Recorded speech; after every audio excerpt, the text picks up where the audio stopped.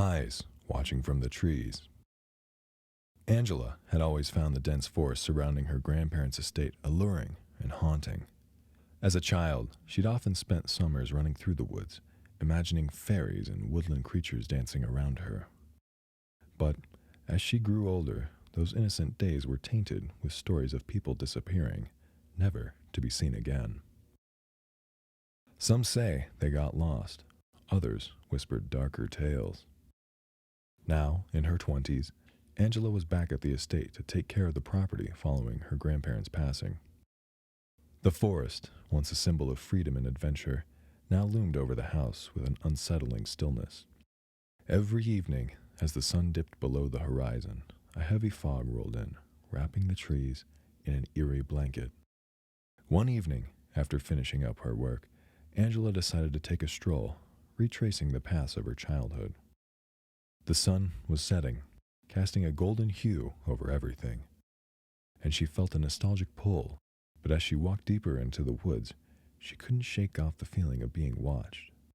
Then, she saw them. From a distance, they looked like two glowing orbs, suspended a few feet off the ground. As Angela approached cautiously, the orbs remained fixed on her. She realized, to her horror, they were eyes. Human eyes.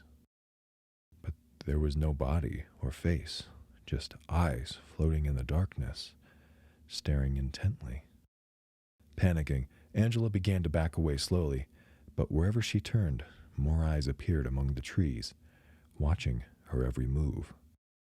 They didn't blink. They didn't make any noise. They just watched. The forest had suddenly become a maze of watching eyes. Heart racing, Angela ran unthinkingly, tripping over roots and getting caught in thorns. She could feel dozens, maybe hundreds of eyes tracking her, observing her fear. Every rustle, every whisper of the wind felt like a predator closing in. Memories of the whispered tales of missing people flashed in her mind. Was this their fate? Were these their eyes? When she finally saw the dim lights of her grandparents' house, Angela felt relief. She sprinted towards the safety of the lit porch, praying she'd be free from the eyes. But as she reached the house and turned to look back, the eyes had gathered at the forest's edge, forming a menacing border. They didn't enter the light, but continued to watch. She locked every door, drew every curtain, and sat in the living room trying to understand what had happened. After hours of fear-filled silence, she called the local sheriff. When he arrived, he listened intently, but skepticism was evident in his eyes.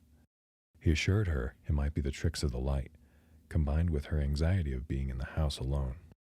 Still, he promised to patrol the area.